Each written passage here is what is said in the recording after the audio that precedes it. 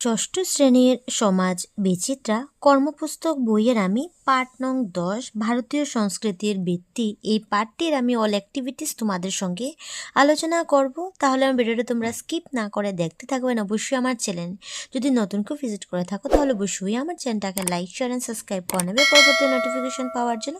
তাহলে দেখে নাও সমাজ বিচিত্রার সেকেন্ড বই যেটা কর্মপুস্তক, সেটার আমি পাঠ নং 10-এর 1 নম্বর দেখে নাও যে নিচে বৈদিক যুগের সমাজ ব্যবস্থার গোষ্ঠীগুলোর একটি ফ্লোচার্ট দেওয়া হয়েছে।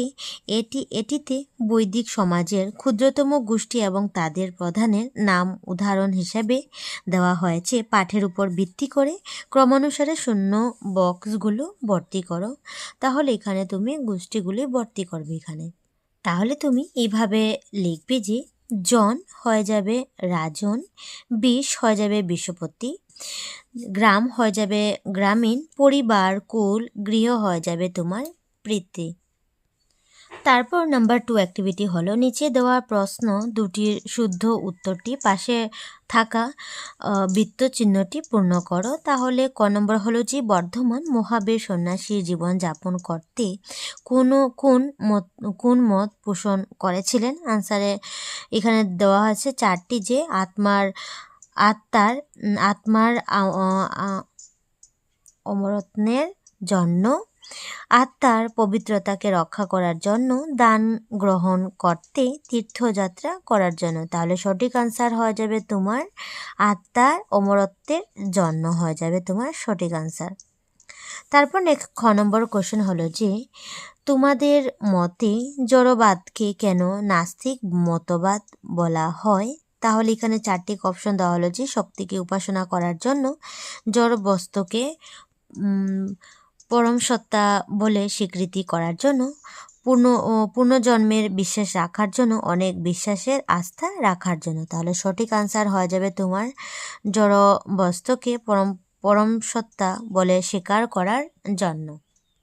তারপর নেক্সট 3 নম্বর কোশ্চেন হলো যে শুদ্ধ উত্তর বেছে বের করো। তাহলে এখানে সঠিক আনসার কি হয়ে যাবে দেখে নাও।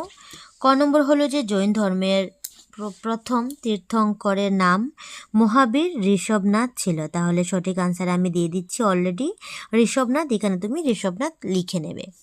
খ নম্বর কোশ্চেন হলো যে জ্ঞান লাভ করার পর বর্ধমান মহাবীরকে জিন জয় বলে সম্বোধন করা হয়েছিল। আনসারে বলবে জিন বলে সম্বোধন করা। তাহলে এখানে তুমি জিন লিখে নেবে। কোশ্চেন নাম্বার গ হলো যে সাধারণ মানুষের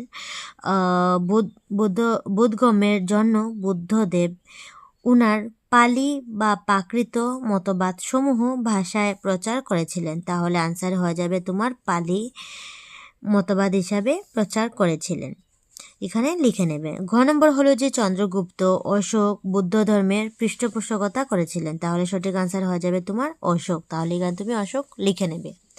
তারপর হলে কংসের সঙ্গে খংস মেলাবে যে মহাবীর হয়ে যাবে তোমার 24 সংখ্যক তীর্থঙ্কর। চৈত্যর সঙ্গে তুমি মেলাবে প্রার্থনা গৃহ। চীন দেশের সঙ্গে মেলাবে কনফুসিয়াস, ঠিক আছে। তারপরে বুদ্ধ হয়ে যাবে তোমার বুদ্ধিধর্ম। তারপর চার্বক হয়ে যাবে তোমার জড়বাদ, ঠিক আছে। এভাবে তোমরা মিলিয়ে নেবে, ঠিক আছে। চার্বাক মিলে নেবে জড়বাদ। নেক্সট 5 নম্বর কোশ্চেন হলো যে নিচের প্রশ্নগুলো পড়ে তার উত্তরগুলো তালিকায় চিহ্নিত করো। তাহলে এখানে তুমি প্রশ্ন পড়বে এবং উত্তর করবে এখানে। তাহলে এখান থেকে সাজিয়ে লিখবে। তাহলে প্রথম দেখতে পাচ্ছ আমি অলরেডি লিখে দিচ্ছি, তাহলে দেখে নাও। ভারতের একজন স্থানীয় দেবতার নাম হয়ে যাবে বিদ্যাধর। খ নম্বর হলো যে মহাবীরের জন্মগ্রহণ করার গণরাজ্যটির নাম হলো যাবে লিচ্ছবি। তারপর গ নম্বর হলো জৈন ধর্মের ব্যবহৃত ভাষা হয়ে যাবে প্রাকৃত।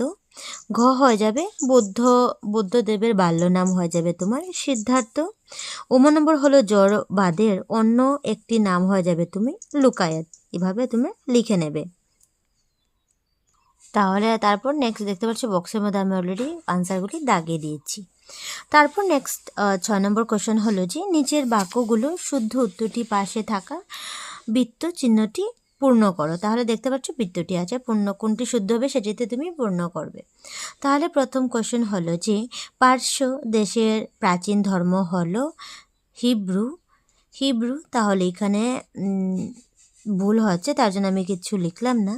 খ নম্বর হলো যে 12 বছর তপস্যা করে বর্ধমান মহাবীর কৈবল্য লাভ করেছিলেন। তাহলে এটা তোমার শুদ্ধ হয়ে যাবে।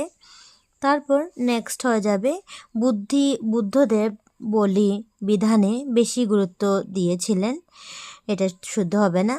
তারপর ঘ হবে বুদ্ধ ধর্ম পরবর্তী সময়ে হীনযান এবং মহাযান এই দুটি ভাবে বিভক্ত হয়েছিলেন। এটা তোমার শুদ্ধ হয়ে যাবে। তারপর নেক্সট 9 নম্বর হবে দার্শনিক বৃহস্পতি প্রথম জড়বাদের ধারণা দিয়েছিলেন। তাহলে এটা তোমার শুদ্ধ হয়ে যাবে। তারপর লেখ 7 নম্বর নেক্সট হলো যে অসমের বসবাস করা জনজাতিগুলোর উপাস্য দেবতাদের নাম একটি তালিকা প্রস্তুত করো। তাহলে এখানে জনজাতি এবং উপাস্য দেবতার নাম লিখবে। তাহলে দেখে নাও। তাহলে প্রথম হলো বড় দিয়ে লিখবে তুমি উপাস্য দেবতা হলে বাউথ বোরাই। মিসিং হয়ে যাবে তোমার ডনি পেলো। তারপর সনোয়াল কছারি হয়ে যাবে তোমার খিং রাজা। কার্বি হবে তোমার বাড়িতে। সার আর নাম আরনি। ডেভিল হি হো হেমফু রংকার থেপি থ্যাংকসো। তারপর ডিমাসা দিয়ে তুমি বলবে যে উপাস্য দেবতা হয়ে যাবে তোমার বাংলা রাজা অরিখি দিমা। দেউরি হয়ে যাবে তোমার কুন্দি মামা। রাবা হয়ে যাবে তোমার ঋষি মহাদেব। মুন্ডা হয়ে যাবে তোমার সিং বংখা এবং সাঁওতাল হয়ে যাবে তোমার সিং বংখা। তাহলে আমি ভিডিওটা এখানেই শেষ করলাম। ভিডিওটা আমার কেমন লাগলো অবশ্যই কমেন্টে জানাবে। তাহলে টাটা।